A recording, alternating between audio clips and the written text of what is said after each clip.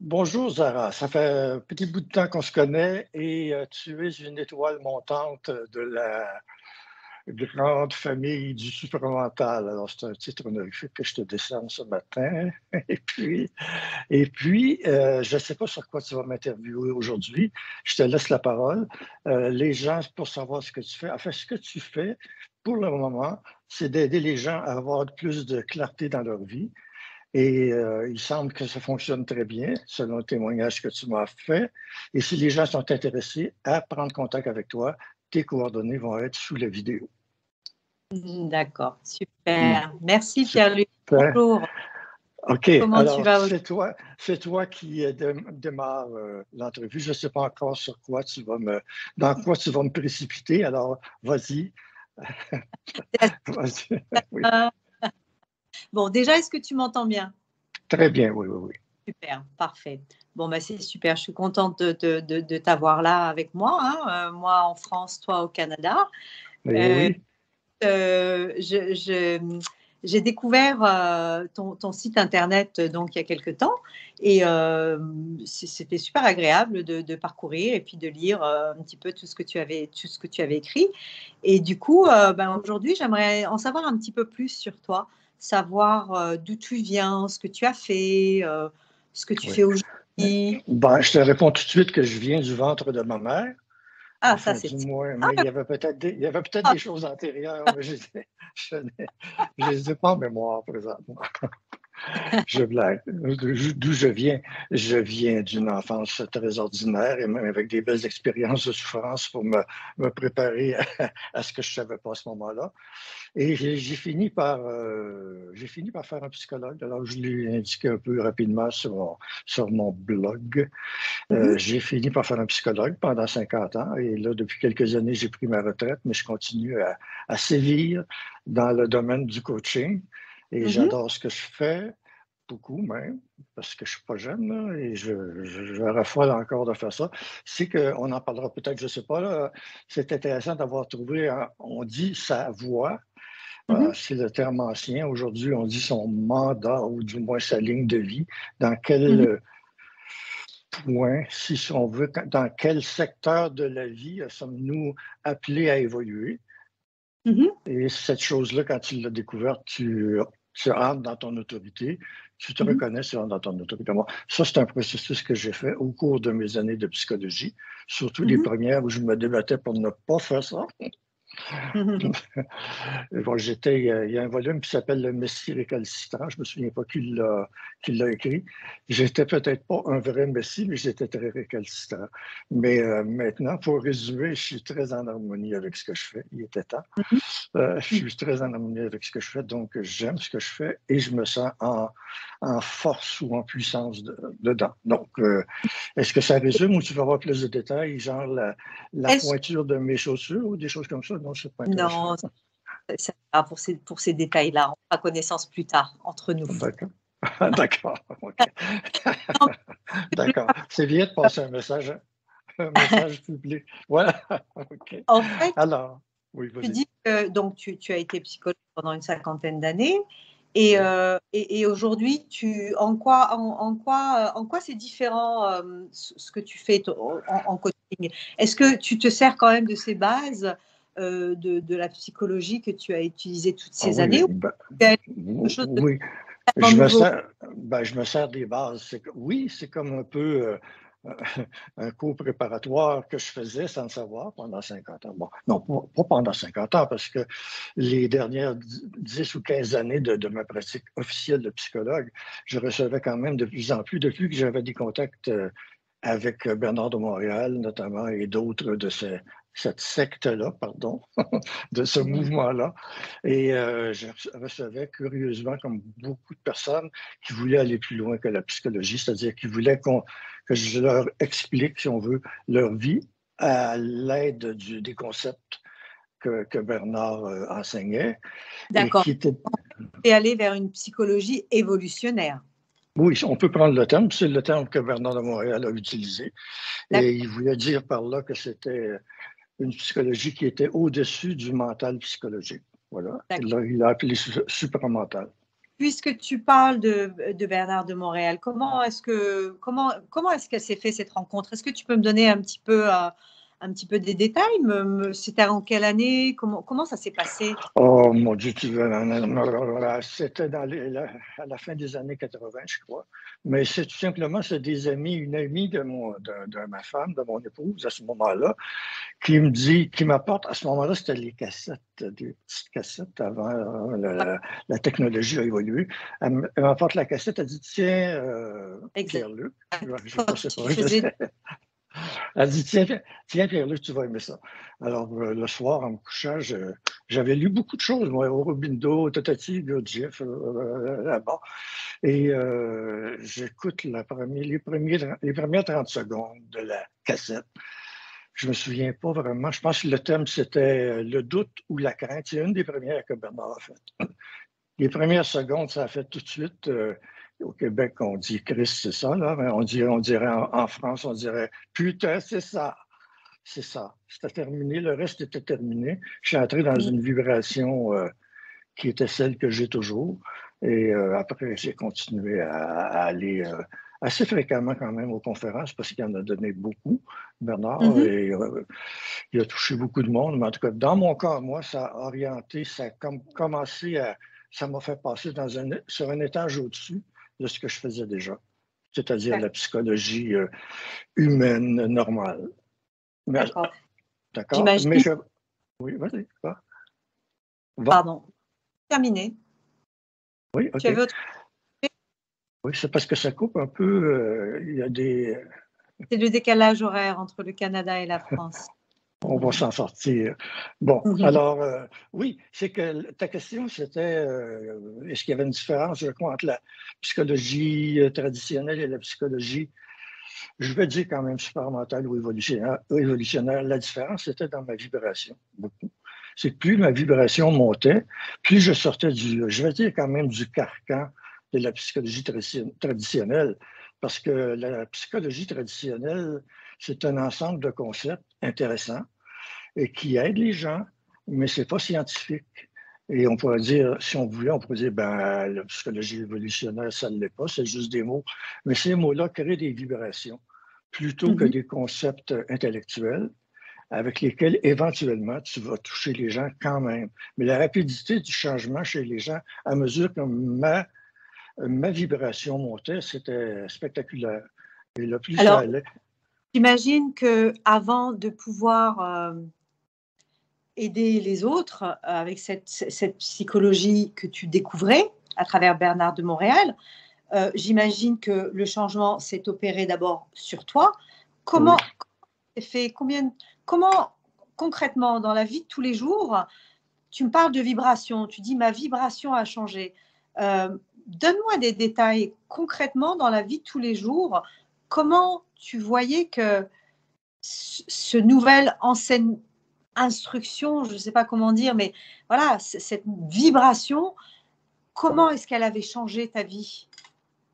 Oh, ça l'a changé beaucoup au fil des années et beaucoup à travers des expériences, peut-être que je vais dire souffrantes ou initiatiques. Je ne veux pas mettre ça trop embelli ou trop ésotérique, mais c'était à mesure que, par exemple, des difficultés arrivaient, c'était ma façon de contenir les choses en sachant que j'avais encore là, un moi supérieur, un double aussi ou ça, qui pouvait s'élever au-dessus de la situation, mais pas toujours avec succès. Donc, j'apprends toujours, j'ai appris à la longue à ne pas être impressionné par la vie, et particulièrement par la souffrance, parce que ce que nous, on appelle la souffrance, c'est le changement. Et parce qu'on ne sait pas l'ultime de ça, on ne sait pas où on s'en va avec ça. Donc, il faut que l'ego. Oui, j'ai appris à travailler sans la mémoire, par exemple de la psychologie. J'ai appris à travailler sans la mémoire et sans l'ego, avec le moins d'ego possible. Ce n'est pas nécessairement facile pour un homme en particulier. Excusez-moi les hommes qui m'entendent. Bon, c'est pas toujours facile, surtout un homme qui a un diplôme universitaire, blablabla, bla, bla, bla, et qui fait tout à coup dans sa vie, cet homme-là a une sorte de dépression ou de burn-out. Et quel déshonneur pour quelqu'un. Les gens disent à ce moment-là, cordonnier mal chaussé, puis ils ne se sont pas privés de me le dire à ce moment-là. Et c'était une étape intense de changement pour moi. Mais il a fallu que je passe à travers pour saisir ce qui se passait. Je veux dire, ça change, en premier, ça change la vie du coach ou du psychologue ou du plombier ou de la secrétaire ou qui que ce soit. Ça change la vie radicalement. Souvent Ben, même... ça vient casser la structure.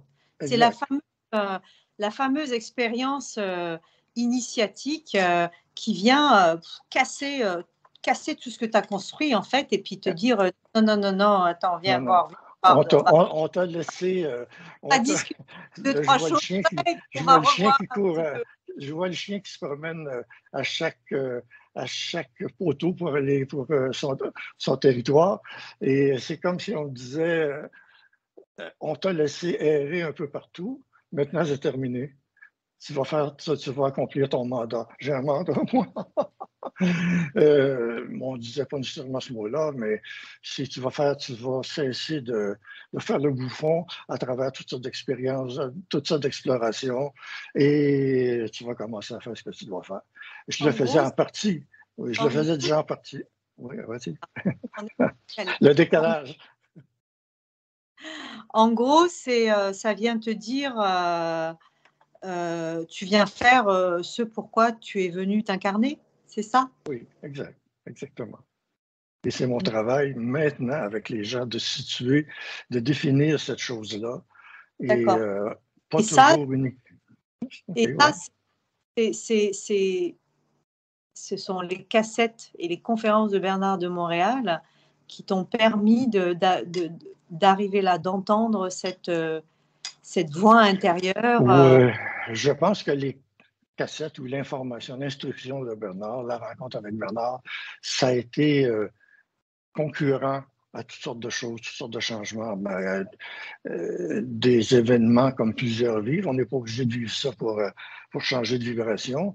L'incendie de la maison, telle chose, un divorce, là. C'est comme si ton univers, au fil de quelques années, se défait. Et c'est pas intéressant.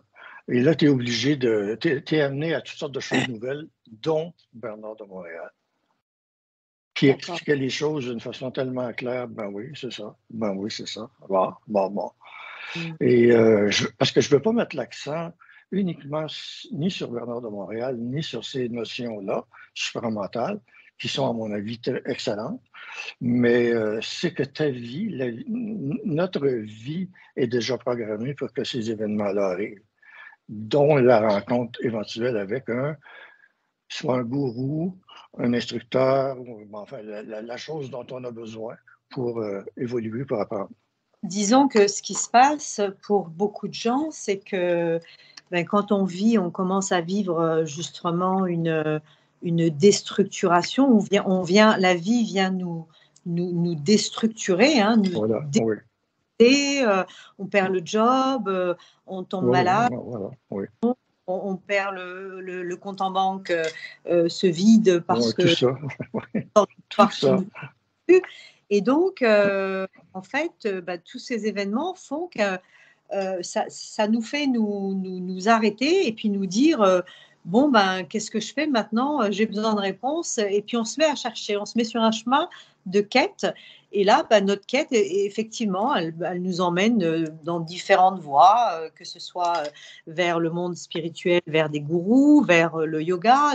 Certaines personnes vont en Inde, d'autres vont en Chine ou au Tibet. Enfin, voilà, disons qu'il y a un mouvement comme ça qui se met en marche et on est pris dedans et puis on y va.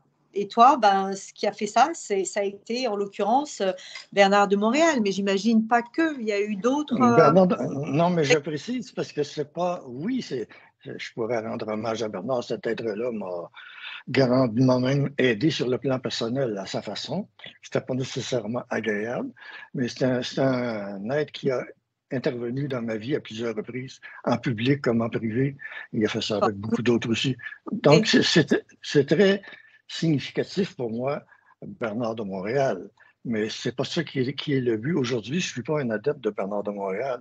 Je suis je veux dire, un adepte de moi-même. Je suis en autorité avec moi-même. Je peux reconnaître ce que certaines personnes, il n'y a pas que Bernard de Montréal, qui ont été C'est importantes. ce que je te demandais d'ailleurs, mais tu n'as pas entendu avec le décalage. Oui. Quelle autre instruction ou lecture ou personne comme ça t'a Bon, il y a eu inspiré? toutes les lectures que j'ai faites au niveau de la psychologie. Je vais nommer uniquement, tiens, Carl Jung, qui était déjà sans nommer, sans avoir ce nom-là, était déjà très proche d'une psychologie au-delà du mental, sans le nommer. Un peu comme Aurobindo a parlé du supramental, mais c'était comme, il y avait comme une perception préliminaire, je veux dire, par rapport à ce que Bernard a fait. Il n'est pas allé dans la description du supramental, mais lui-même était à une vibration très proche ou dans les débuts, ce que Bernard de Montréal appelait le surmental. Je me souviens pas de tout ce que j'ai lu et beaucoup aussi dans ma pratique, parce que je recevais déjà des gens qui côtoyaient l'enseignement de Bernard, savaient que j'étais psychologue parce que Bernard avait fait ma publicité durant certaines de ses conférences. Donc, il venait me voir et à ce moment-là, je m'autorisais, même si j'avais encore le titre de psychologue, à parler de ces choses-là parce que ça doit être la même chose en Europe. C'est très surveillé, tout ce qui a l'air ésotérique, gourou, tout en fait ce qui dépasse l'âme, et même le mot âme dans l'enseignement psychologique traditionnel n'est pas beaucoup utilisé. On parle beaucoup de la pensée, du comportement, blablabla. Alors, à ce moment-là, avec les gens qui étaient déjà préparés à ça, je m'autorisais à travailler sur ce plan-là, ce qui était préparé. Où je m'en allais avec mon cheval. C'était quoi ta question? Je te laisse Bon, OK. parler. L'important, c'est de ne pas se poser des questions. Je dis ça souvent aux gens. Posez des questions à quelqu'un d'autre. Ou faites que quelqu'un d'autre vous pose des questions. Je te demandais, on parlait des différents personnages qui t'avaient inspiré, Carl Jung, Sri Aurobindo. Oui. Gurdjieff, je ne sais plus trop qui. Dans ce temps-là, j'étais dans une recherche aussi beaucoup plus spirituelle, qui y avait Ivanov, enfin bon, toute la bande des Anglais, là, je ne me Est-ce que souviens pas. tu peux dire aujourd'hui que tu es encore dans une recherche ou est-ce que cette recherche a cessé? Elle a cessé, oui, elle a cessé. Je cherche, non, effectivement. D'ailleurs, c'est un des secrets pour vivre l'initiation, l'évolution telle que nous en parlons, c'est d'arrêter de chercher, arrêter de se questionner, arrêter de se préoccuper. Ça n'a pas été inventé par la psychologie évolutionnaire. C'est un peu le contrôle de la pensée, d'une certaine façon. C'est l'annihilation de la pensée, un peu comme les bouddhistes font. C'est des choses qui ont été découvertes auparavant, mais quand vous entrez dans une psychologie de niveau supérieur, de niveau vibratoire supérieur, à ce moment-là, ça demande tellement au bagage énergétique de la personne que si tu rajoutes trop de stress, tu vas casser éventuellement. Tu es obligé d'arrêter de chercher. En même temps, tu en sens moins besoin. Et puis de laisser, oui, d'une part, de laisser le travail se faire par une instance que tu n'es pas habitué de travailler avec, que tu l'appelles le double, l'ajusteur de pensée, le moi supérieur, bon. Et tout à coup, tu fais confiance, tu lâches prise par rapport à cette entité-là qui arrive dans toi. En fait, je pense aussi peut-être que sur ce chemin justement de quête, finalement, tu as lâché tellement de choses que à la fin, tu arrives effectivement à une certaine paix. Oui, il y a la paix, pardon, et il y a la paix, mais il y a aussi les moments initiatiques qui peuvent se continuer et même devenir un peu embêtants à certains moments. Tu ne te reconnais pas, tu perds la mémoire, peut arriver encore des événements.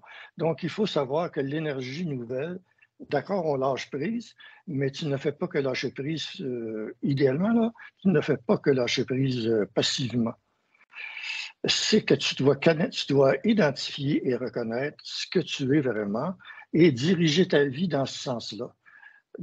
À certains moments, on appelle ça avoir un mandat, mais il ne faut pas trop se glorifier avec le mot mandat qui remplace la mission qu'on avait sur le plan spirituel. Mais il y a quand même quelque chose dans quoi tu dois te canaliser Et c'est généralement, curieusement, c'est déjà ce que tu fais de mieux qui est l'indice. Ce que tu fais de mieux, c'est dans cette direction-là que ça s'en va, ou c'est l'intérieur, c'est ton canal qui va te dire c'est ça ou qui te l'a déjà dit, mais tu n'en as pas tenu compte parce que tu te définissais comme, j'utilise le tu, là, mais c'est un tu générique, tu te définissais comme incapable de faire ça, c'était trop gros pour toi. Tu as le syndrome de l'imposteur, comme on appelle souvent. Il faut que tu dépasses ça et commencer dans la direction que tu sais devoir aller. Si tu ne le sais pas déjà, moi, comme coach, mon travail, c'est d'aider à l'identifier et supporter le moment où tu commences à sortir soit de ta coquille ou de l'échelon que tu avais défini comme supérieur pour toi, alors que tu dois monter l'autre. Bon, mon travail, c'est ça, en gros. Le travail que je fais, je l'aime. Donc, moi, je suis dans ma propre définition en le faisant. C'est comme ça qu'on est heureux, mais ce n'est pas d'être heureux comme tel, c'est d'être en puissance. On peut avoir la joie de le faire, oui, et une paix qui s'installe avec ça, parce que tout ce qui était recherche, tout ce que j'ai dit tout à l'heure, tout ce qui était questionnement, préoccupation, c'est terminé. J'agis au fur et à mesure des secondes, des minutes, comme là je fais avec toi. Je ne sais pas ce que tu vas me poser comme question, ou si l'électronique va lâcher, ou quoi que ce soit.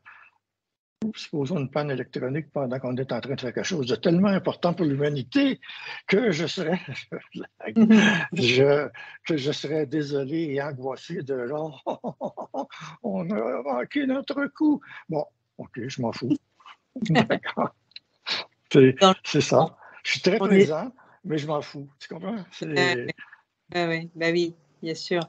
On est dans le mouvement et puis ce qui se fait, quoi. Donc, mais oui, je comprends ce que tu dis parce que pour arriver à ce moment-là de te sentir effectivement pleinement dans ta vibration et dans ta créativité, ben ouais, ça a pris du temps, ça prend quelques années.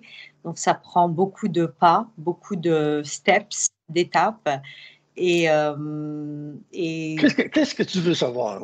Tu vois, là? quoi de mieux, C'est ça qu'est-ce que tu veux savoir? quoi de mieux à la fin que l'avoir vécu et le transmettre. Bon, si ça continue, on va changer le côté. Je vais te demander. Non, mais je te laisse m'interviewer. Je ne sais pas si tu veux développer un thème précis. Et c'est parce que je te parle, puis en même temps, je vois juste peut-être un peu en miroir comment toi, ta vibration travaille, même en m'interviewant. Et tu passes toi-même un portail. Tu as déjà commencé, mais tu passes un portail. Donc, ça m'amène à dire qu'est-ce que tu veux savoir. Veux-tu qu'on développe un thème précis? Je ne sais pas quoi, le doute, l'amour. Souvent, les femmes veulent savoir. Je vais être stéréo. J'allais y venir, mais est-ce que déjà, avant d'entamer des thèmes comme l'amour ou le doute, est-ce que tu peux me dire ce que c'est pour toi le supramental? Est-ce que tu veux me donner ta définition de… Oh, le supramental, pour moi, c'est rien. J'aime provoquer. Bon, parce que dès qu'on veut en faire un concept, et je le vois beaucoup avec des personnes qui ont suivi longtemps Bernard de Montréal, je fais pas de reproches. Chaque personne évolue selon ce qu'elle est prête à prendre. Mais je vois qu'il y en a plusieurs qui se réunissent en caucus, qui discutent du supramental. Donc, en faisant ça, oui, ça tient active une mémoire d'enseignement, comme quelqu'un qui est membre d'un club de golf va s'intéresser à ça, ou un club de cosmétique ou de traitement bon, je dis n'importe quoi ou presque. C'est que dès que vous commencez à faire un concept du supramental ou autre chose, mais restons dans l'ésotérisme si on veut, c'est qu'on crée une forme autour avec le mot supramental. Quand Bernard a écrit ses volumes et tout ça, il fallait qu'il transmette une information nouvelle. Si des humains arrivent et formalisent ou sacralisent ces notions-là, à ce moment-là, ça devient rétrograde au niveau de l'effet de l'enseignement de ça. Alors, c'est pour ça que je dis aux gens, puis j'en parle pas tant que ça du supramental. Le mot supramental, dans mes consultations, il revient pas tellement souvent. C'est ma vibration qui est supramentale. Et la façon dont je perçois les choses et la façon dont je transmets les choses, les mêmes mots pas de vibration supramentale n'aurait pas le même effet, ou pas d'effet du tout, aurait l'effet d'augmenter le niveau de connaissance des personnes sur le supramental et pas nécessairement de changer leur vie ou leur propre vibration. Donc, c'est une vibration que je transmets. J'évite les termes, je les refuse pas, mais j'évite les termes qui risquent trop de rigidifier des choses qui s'en vont dans la mémoire et dans l'intellect. Donc, qu'est-ce que c'est le supramental? Le supramental, c'est le mot qu'on a mis sur une vibration plus élevée que ce que l'humain connaissait jusqu'à date. Il y avait peut-être des précurseurs, on en a nommé quelques-uns, mais en général, l'humanité n'est pas rendue à un niveau de perception comme ce que le supramental va finir par donner. Et après le supramental, qu'est-ce qu'il y aura? L'ultramental, j'en ai aucune idée. C'est un nom qu'on met sur des vibrations actuellement supérieures à ce que l'humanité connaît. L'humanité connaît ce qu'il y a de mieux que l'humanité connaît, c'est soit au niveau du cœur avec la haute spiritualité, ou soit au niveau de l'intellect avec le cartésianisme et les notions avancées de science, la science rationnelle, et, ou l'imagination, la créativité imaginative, les artistes, par exemple. Bon, ça, c'est très bien. On ne lutte pas contre ça. Mais quand on veut passer à quelque chose de supérieur, il faut le nommer, mais ne pas s'attacher aux mots. On pourrait dire que c'est du coup peut-être l'association de ces deux principes, de l'intelligence et de l'amour, et puis celui de la volonté, des trois principes peut-être? Oui, c'est les trois principes. Tout de suite, quand tu fais le geste avec l'amour, parce que je travaille beaucoup avec des femmes, il y a une majorité de femmes qui s'intéressent, qui reçoivent cette vibration-là. Et pour la femme, souvent, il faut qu'elle, je vais dire quitter, temporairement peut-être, il faut qu'elle quitte l'amour de l'âme, du cœur, c'est pareil, la spiritualité, parce qu'elle est déjà programmée à donner, parce qu'elle a un utérus, parce qu'elle va donner la vie pendant au moins 9 mois. À l'intérieur d'elle, c'est quelque chose que l'homme mâle ne connaît pas. Mais il faut éventuellement qu'elle se départisse de cette, je vais dire, excès. À un moment donné, c'est excessif parce que quand le travail de maternité a été fait, les enfants sont grands et tout, même si on dit on reste mère toute sa vie, mais justement, quand tu vas dans le supramental, il faut que tu neutralises cette programmation-là pour monter plus haut dans le supra spirituel, le supra don de soi et toutes ces choses qui sont soit programmées pour la maternité ou le fruit d'une évolution spirituelle. Il faut que la femme finisse par laisser ça et elle entrer dans la volonté, contrairement à l'homme. Oui. Est-ce qu'on peut dire, je ne sais pas, hein, je fais une association là par rapport à ce que tu me dis, mais allez, je lance le... Est-ce qu'on peut dire si par exemple tu as une vie, tu t'incarnes dans une vie, ce qui est mon cas, hein, en l'occurrence, de femme, mais que justement tu ne donnes pas la vie. Ta programmation a fait que il n'y a pas eu d'enfant, il n'y a pas eu de maternité, il n'y a pas eu... Oui, à part les éventuels... Est-ce qu'on peut faire un lien entre ce que tu viens de dire? Oui, certainement, parce que c'est intéressant de savoir ça. Il y a plusieurs, les hommes, on ne les compte pas parce qu'ils ne donnent pas la vie de la même façon, mais il y a plusieurs femmes qui me consultent qui n'ont, comme tu dis, pas donné la vie. Et c'est qu'il faut savoir qu'il y a des choses très importantes dans la vie actuelle de l'humanité, qu'on l'appelle la cinquième race ou pas, mais qui deviennent... Est-ce que je veux dire nuisible, c'est le mot qui m'a passé, en tout cas, qui deviennent un handicap. Par exemple, je vais scandaliser des gens. Donner la vie pour la femme, ça peut être intéressant à un certain niveau, mais ça peut prendre tellement d'énergie que ça empêche l'évolution qui est programmée pour elle. À ce moment-là, je parle d'une évolution supérieure. Ce n'est pas toujours le cas. Ça peut être une autre raison qui empêche de donner la vie. Par exemple, un héritage généalogique. Mais plusieurs des personnes que je connais n'ont pas donné la vie ou ils ne l'ont pas donné dans les circonstances qu'on pourrait dire idéales sur le plan de l'enfant. D'accord? C'est parce que l'important budget d'énergie qui est requis pour ça pendant des années empêcherait la femme en question de contenir le processus d'initiation à des plus hauts niveaux. Je ne dis pas que c'est toujours le cas, c'est souvent le cas. La deuxième chose que je vais nommer, qui va scandaliser du monde, c'est le couple. Je ne dis pas que toutes les personnes qui ne sont pas en couple ou qui ont déjà été mais ne le sont plus sont destinées à une initiation supérieure, mais souvent c'est le cas aussi. Le couple, c'est un laboratoire qui demande énormément d'énergie. Et une fois, je ne dis pas il ne faut pas être en couple pour évoluer. Je ne dis pas ça. Je ne dis pas il ne faut pas avoir d'enfants pour évoluer. Mais ça peut être une des conditions, compte tenu des paramètres requis, qui te soit, je veux dire, interdite.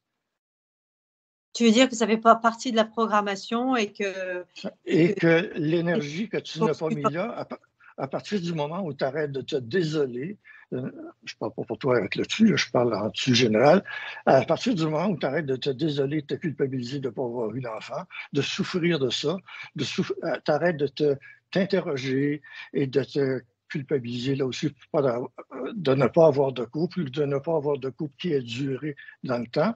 À partir de là, et que tu te reconnais ta vibration à toi, tu as l'autorité à toi dans ton territoire, c'est pas que tu voudras jamais avoir de compagnonnage ou t'occuper d'enfants. J'ai beaucoup travaillé avec les enfants et j'en ai pas. Mais à partir du moment où tu arrêtes de te désoler et que tu t'en vas dans ta créativité, c'est ça qui est le but de l'initiation supramentale. C'est individuel. Tout ce que tu vas essayer qui va être traditionnel, mais très important, très bénéfique, avoir des enfants, être en couple et tout ça, on va te demander de faire le deuil plus ou moins grand de ça. Prenez bien que je suis pas en train de dire qu'il ne faut pas être en couple et qu'il ne faut pas avoir d'enfants. Mais il y a des personnes dont la programmation est, tu vas revenir vers toi. Les personnes très spirituelles, par exemple, qui ont appris à avoir le cœur ouvert toujours. Quand tu es en couple, si tu es une femme, on va dire, tu as le cœur ouvert vis-à-vis de ton compagnon, tu as des enfants, tu as le cœur ouvert vis-à-vis de tes enfants, c'est très bien. Mais quand il faut que tu passes vraiment à des couches supérieures de l'esprit, à ce moment-là, il ne faut pas que tu aies le cœur ouvert. Il faut que ton cœur puisse s'ouvrir occasionnellement. Si nécessaire, si je prends un enfant dans mes bras et puis que l'enfant a besoin puis il est heureux, je suis heureux pendant au moins 5 secondes. Je blague. Mais ça peut durer un peu plus longtemps, mais je ne me perds pas dans l'amour du cœur. Oui, je reviens rapidement dans quelque chose qui est encore, je m'excuse de scandaliser certaines personnes, mais on entre dans quelque chose qui est encore plus remplissant, plus grandissant que le meilleur amour du cœur. Oui, parce que moi, je suis un homme de cœur initialement, d'accord? Et c'est bien, c'est très bien. C'est très bien. Mais tu peux pas, à un certain niveau, à un certain moment, tu peux pas te baser sur l'amour du cœur comme étant l'ultime chose du développement humain. Non, il faut. L'idée étant qu'il y ait un équilibre entre l'intelligence et l'amour.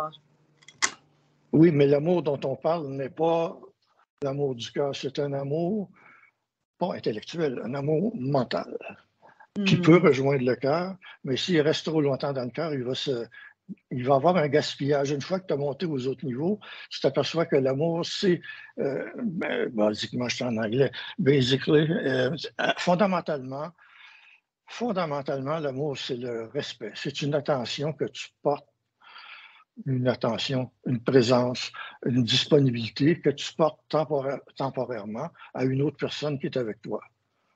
Il n'y a pas beaucoup de concepts là-dedans. C'est que tu diriges ton énergie vers disons, un support qui peut être juste de l'écoute et tu n'es pas obligé d'ouvrir le cœur à l'excès.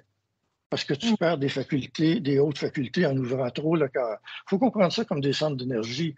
L'amour, pour beaucoup de gens, c'est sacré. Bon, que la femme qui porte un enfant ou qui va l'éduquer, l'élever, ait de cet amour-là, oui. Quand un enfant est dans le ventre de la femme, il communique directement avec tout le système, avec tout le système de la femme, incluant l'émotionnel. Pour que l'enfant ait un confort et un développement optimal, ça prend l'amour du cœur, ça prend des seins, on dirait que j'en ai pas, là, mais j'en ai peut-être eu dans une autre période. Mais ce que tu donnes à l'enfant, au fœtus, en l'allaitant, tu l'allaites d'amour. pour ça que les seins sont importants chez la femme. C'est pas uniquement l'apparence, évidemment. C'est parce qu'il sort de l'amour par là. C'est pour ça que l'homme est attiré par ça. C'est pas juste parce qu'il y a des mamelons, là.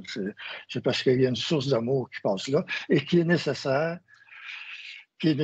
pour les enfants et qui est nécessaire dans une certaines manifestations de la sexualité aussi, mais c'est la même énergie qui est là. Et si elle reste là tout le temps, elle va gruger sur le budget d'ascension. Est-ce que tu comprends? Je dis n'importe quoi, là. Ça a l'air de n'importe quoi, je ne réfléchis pas. D'accord. Donc, c'est des choses qui sont importantes à un certain moment. Ça peut être important toute la vie. Par exemple, idéalement, ne pas se retrouver dans la pauvreté, c'est un autre domaine. Mais ça peut être important pendant quelques incarnations. Mais à un moment donné, tu es sollicité pour passer à une autre répartition de ton budget énergétique. Et là, on parle de supramental. Donc, pour aller là, tu ne peux pas y aller intellectuellement. Il y a un développement énergétique qui fait monter. Il n'y a pas d'exercice à faire pour ça. Ça t'est imposé. Imposé, si on l'accepte, ça va bien. Tu es programmé. Mais pour le faire, il faut que tu sortes du mémoriel, de l'affectif et de ce qu'on appelle l'amour du cœur. Il n'y a pas d'exercice, mais à un moment donné, il y a peut-être effectivement, quand tu écoutes ici et là, justement, l'expérience des uns et des autres, il y a peut-être des clés qui t'amènent à récupérer cette énergie. Bernard parlait d'énergie prépersonnelle. Donc, quand tu as compris comment fonctionnait la vie, est-ce que tu peux savoir à quel endroit tu peux récupérer justement cette énergie? Tu peux dire, bon, ben tiens, là, je vis tel événement, je vis telle tension. Ok, je vis ça parce que comme tu as acquis une certaine intelligence, est-ce que tu peux dire intelligence, information, est-ce que tu peux dire, bon, ben tiens, là, je vis ça parce qu'en fait, je dois récupérer ça, etc. Est-ce que ça a marché comme ça pour toi ou pas du tout? Non, ben, assez rapidement, j'ai arrêté de vouloir me situer dans le supramental ou ailleurs. C'est un peu comme sur le plan psychologique. Est-ce que j'étais un bon psychologue? Est-ce que j'étais dans la droite orthodoxie de... Bon, et tout ça, là, à un moment donné, c'est même pas important. Si je suis ce que je suis, là, ça a déjà été dit avant, c'est plus ça qui prédomine. C'est parce que pendant un certain temps, on ne sait pas ce qui se passe. Puis là, on nous amène des concepts. Et même moi, est-ce que j'ai ça, cette chose-là? À quel degré? Est-ce que je suis dans la bonne voie? D'accord? La meilleure façon pour savoir si tu es dans la bonne voie, c'est de de te placer avec quelqu'un qui peut te refléter ta vibration. Ça te donne une idée, mais il n'y a pas de degré Celsius, de milligrammes ou de ça. On voudrait savoir, mais on est mieux, on est mieux de ne pas savoir. En fait, est-ce qu'on peut dire que la période de difficulté, d'initiation, de moments qui viennent casser nos structures, est-ce qu'on peut dire que c'est une période pendant laquelle on récupère notre énergie? Puisque justement, tu dis, le plan supramental, voilà, il faut de l'énergie pour s'y élever. Non, oui, tu récupères une certaine énergie qui, par exemple, je parle souvent des gens spirituels parce que c'est probablement ce qui est le plus près du supramental. Bon, cette énergie-là, il y a des gens qui sont obsédés par la sexualité, mais la sexualité génitale, je parle, et aussi qui gaspillent beaucoup d'énergie là, mais ils sont rendus là dans leur développement. Cette énergie-là pourra faire des merveilles en haut. Ce qui est le plus... je dirais, quelle est la clé principale pour moi quand tu es en initiation supramentale puis que tu as arrêté de te mesurer, de te questionner, c'est de agir dans ta créativité. Là, tu arrêtes de gaspiller. Plus ça va, plus ton énergie crée quelque chose.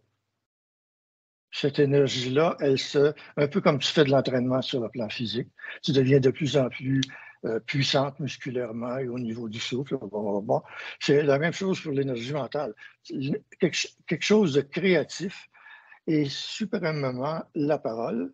Dès que tu t'engages là-dedans, tu es sur la voie du succès, disons-nous, mais Oui. tu ne cherches pas le succès. Voilà. Mais avant d'en arriver là, avant d'arriver à ce moment où tu es enfin dans ton énergie, dans ta créativité. Donc il y a toute la période qui a précédé, qui est la période où on ne comprend pas trop ce qui nous arrive. Donc Oui.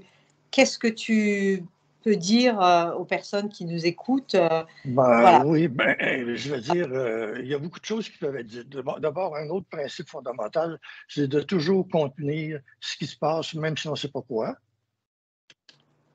Le deuxième qui va avec ça, dans la mesure du possible, mais on se dit toujours, oui, je connais personne, tu consultes quelqu'un qui a une vibration au moins aussi haute que la tienne.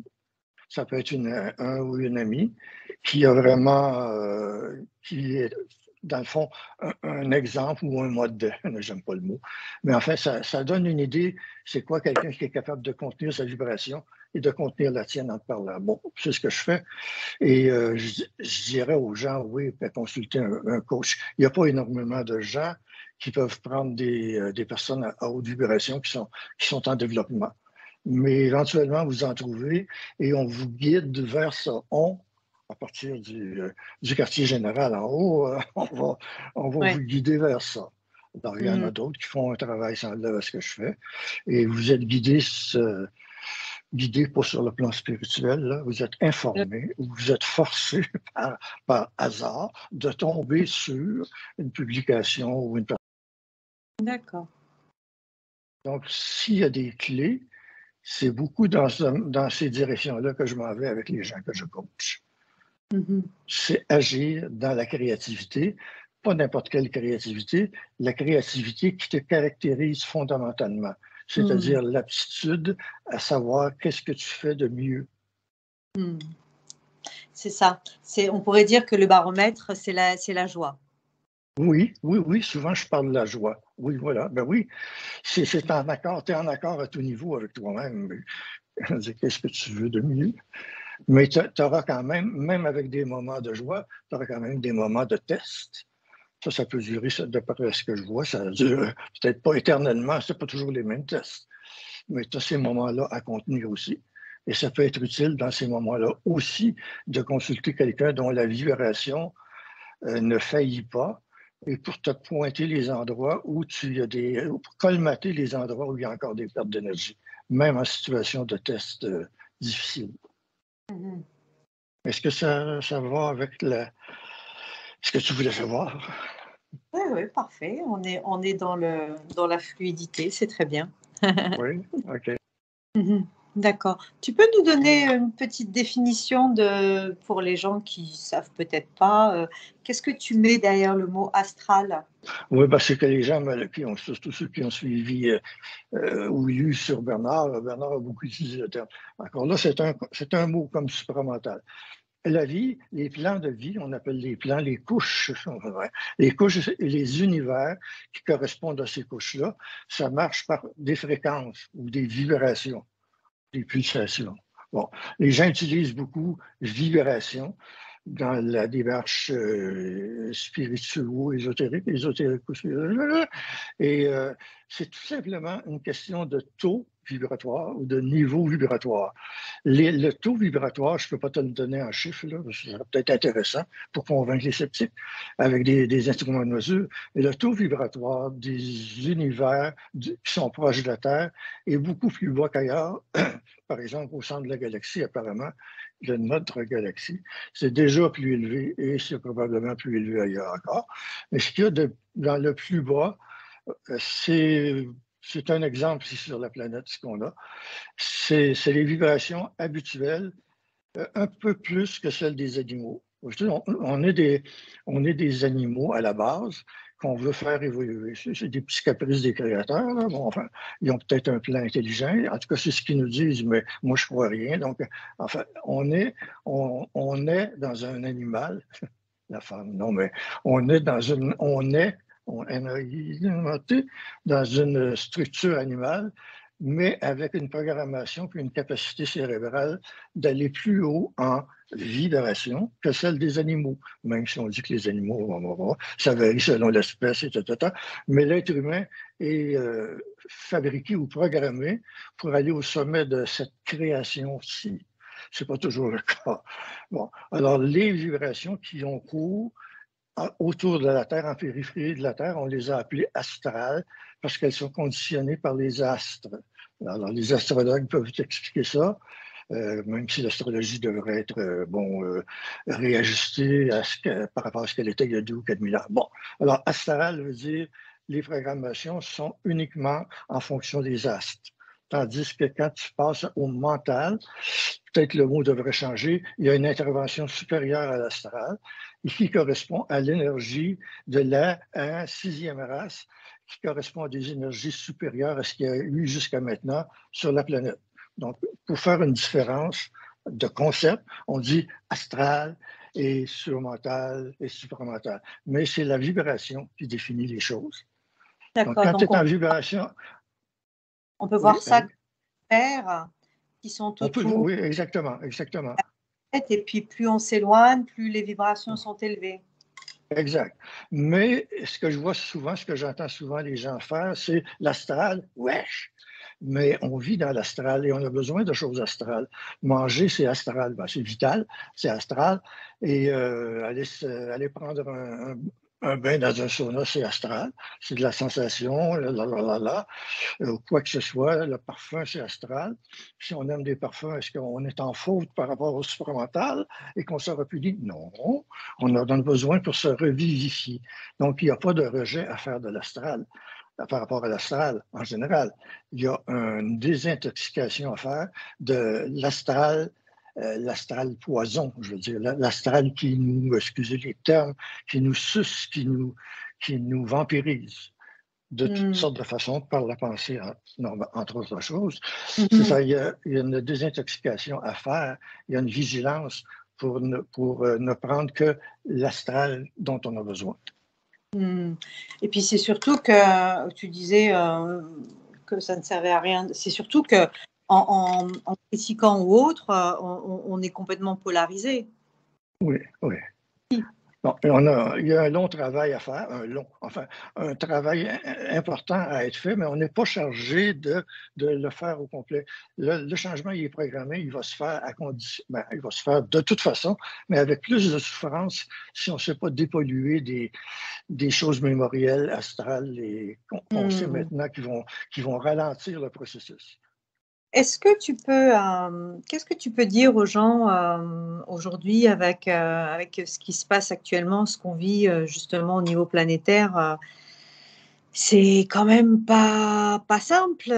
Oui, mais c'est comment dire? Anciennement, ils appelaient ça la foi. Bon, là, c'est la certitude. Quand tu as la certitude de ce que tu es, qu'il se passe une inondation, une bombe atomique lancée par la Russie, n'importe quoi. Qu'il se passe une infection, les hémorroïdes du singe, non, c'est pas ça. Qu'est-ce que c'est l'autre, là? Les hémorroïdes du singe. Tu vois comme j'aime blaguer avec la destinée humaine.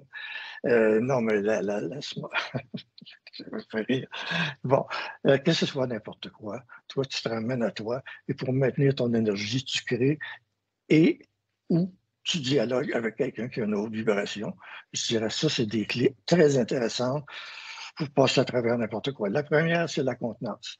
Tu ne doutes jamais de ce que tu es et que tu t'en vas dans une direction qui est celle qu'on appelle de conscience ou d'élévation vibratoire. Et c'est ça que tu maintiens avec des choses comme justement la créativité, la parole, l'échange. Et éventuellement, sur le plan physique aussi, il faut que tu survives le temps que se passe ta programmation. D'accord. Oui. Qu'est-ce que tu peux donner comme clé par rapport à la peur dans ce cas? Parce que c'est un petit peu ce qui est véhiculé beaucoup aujourd'hui avec force par l'astral. On peut faire peur à presque tous les animaux, à part les dinosaures, mais ils ne sont plus là, sauf sous forme fossilisée. Qu'est-ce qu'on fait avec la peur, comme n'importe quelle peur? La peur de l'avion, la peur des ascenseurs, la peur de sortir en public, la peur, la peur, la peur, la peur. Ben, qu'est-ce qu'on fait? C'est qu'on commande à la peur. Bon, vous allez me dire, ouais, ça veut dire, mais c'est ça qui est le principe. C'est la peur, c'est une entité ou des entités ou une mémoire et des entités qui travaillent dessus qui doivent, comment dire, dégage. Le principe avec la peur, c'est dégage. Et si, pour te réapprivoiser à ta force, tu es obligé ou c'est indiqué de faire une démarche progressive, comme on fait en thérapie behaviorale, on peut le faire comme ça aussi. À l'ultime, c'est dégage. Donc, tu es obligé de te renforcer au niveau de ce qu'on appelle le courage, la force intérieure et finalement le commandement donné par l'esprit. D'accord. Qu'est-ce que tu penses de ce qui se dit ici et là dans les sphères Internet, YouTubiennes, etc. YouTubienne, ah oui, c'est bien ça. Oui, okay. Qu'est-ce que tu penses de cette théorie qui dit que on est dans... d'ailleurs, Bernard de Montréal parlait de la fin de cycle, hein, donc de fin de cycle apocalyptique où des forces descendantes essayent de récupérer des âmes, d'entrer dans nos psychés, etc. Qu'est-ce que tu as à dire par rapport à ça? Ben, c'est pas de la foutaise, c'est un contexte général pour prévenir les gens qui ne le seraient pas encore qu'il y a des changements majeurs qui se font partout dans plusieurs univers, mais qui concernent l'humanité. Ce qui concerne l'humanité ici, c'est qu'il y aura une sélection. Enfin, on va dire ça. Et il y a un changement pour une nouvelle humanité. Aller trop loin là-dedans, pour moi, c'est se gargariser dans des hypothèses sur la façon dont ça va se faire. Et à ce moment-là, moi, je dis à quoi ça sert de faire autre chose que de savoir qui je suis et que je suis. Le fameux je pense, donc je suis. Là, on corrige. Qu'est-ce que tu as besoin de savoir de plus que d'être certaine que tu t'en vas vers le mieux? Ça a l'air un peu assez positif. À partir du moment où tu es certaine que tu ne meurs pas, ton corps peut mourir. Il y a un paquet de peurs qui s'en vont.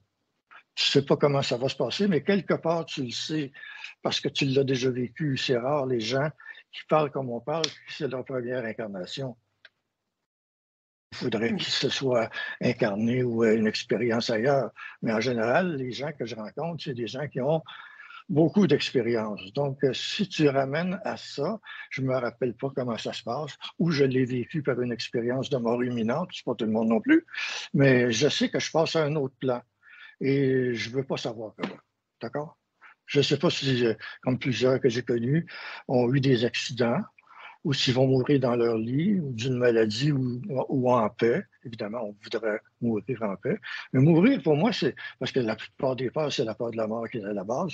Il y a la peur de la mort, la peur de la folie, puis la peur de la maladie. C'est comme trois essentiels, là, trois essentiels avec une liaison.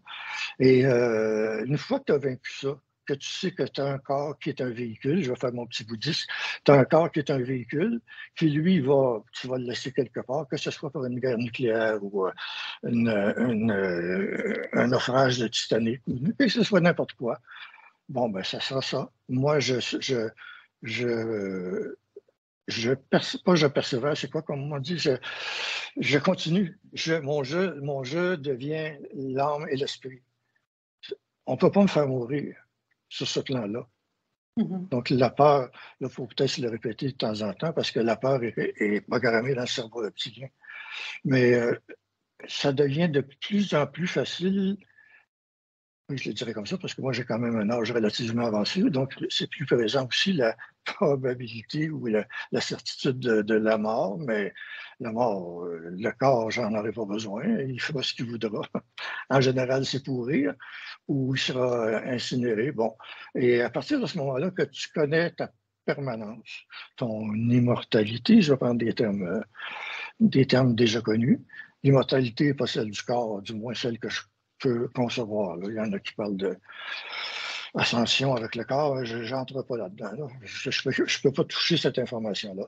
Mais à partir du moment où tu as la certitude que tu ne meurs pas au sens de l'essentiel de toi-même, ben, les peurs, tu rencontres quelqu'un qui a un fusil, tire-moi.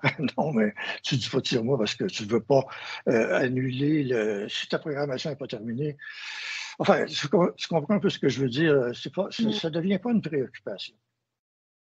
Tu fais ce que tu dois faire. Quand même qu'il y aurait un monsieur Poutine qui ferait des choses, un petit ping, comment il s'appelle l'autre? Bon, les agresseurs potentiels, là.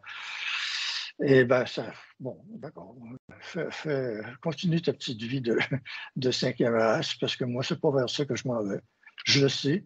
J'ai pas d'orgueil de ça. J'ai rien à vendre. J'ai pas besoin de faire du missionnariat. Je me vis. Et puis, je vais vivre encore l'autre côté du mur de la mort. Physique.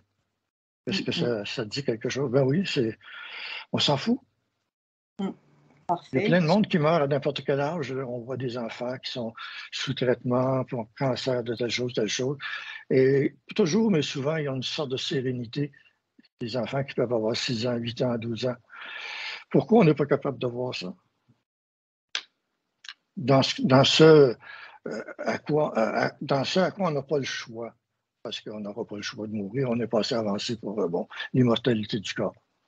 Donc, quand c'est le temps, il s'agit d'accepter la chose et de savoir, toujours ça, d'avoir la certitude que tu survis autant aux événements extérieurs sur la planète qu'à ta propre mort et éventuellement à ta propre maladie. On la souhaite pas, là, parce que bon, mais que tu survis à tout ça quelque part en toi. Est-ce que j'ai l'air d'un évangéliste? Merci pour toutes ces infos. On se reprendra. Alors, merci à toi de m'avoir permis d'exposer des balivernes. Et non, mais écoute, c'est toujours des informations éclairantes pour les personnes qui viendront écouter. Il y a de la matière. As-tu dit éclairante ou écœurante? Éclairante. Éclairante, d'accord. Je deviens un peu sourd en vieillissant, oui. OK, merci encore et puis on se dit à une prochaine. Ouais, ça marche. De toute façon, on remettra ça incessamment. En temps voulu. Oui. OK, bye. Merci beaucoup. À bientôt. Au revoir.